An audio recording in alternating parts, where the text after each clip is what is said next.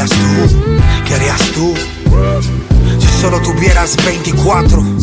Esta es una historia irrelevante de un homie de barrio común y corriente. Antes que nada, te contaré desde el principio. 24.2.00, la cuenta regresiva va en marcha. SimCity, tu veo su primer paso en el 8-4. Literalmente una mamacita capulqueña lo tuvo en Aguascalientes. De 4 kilogramos, carga la jarra como acuario.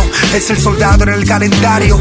2220, marca el cronómetro. El amor, la vena y la nicotina mezclado en biberón.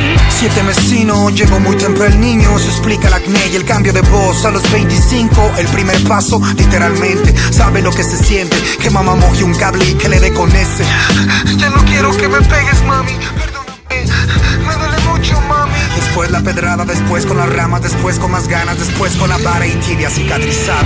Son las 20 horas, entra en un lapso el que no entiende el porqué de no poder masticar en camas goma. Su primer desapego, él tenía 4 cuando lo robaron de mano. Jalaron, rondaron, buscaron hasta el fin hallarlo. Dentro del mismo mercado, lo abrazó su madre expresando cuánto te amo. 5, 7, 9 años, su primer beso con niña de sexto ileso seguía al rebaño. 11, 13, 15 años, su primer sexo entre libros de texto ileso dejó el rebaño.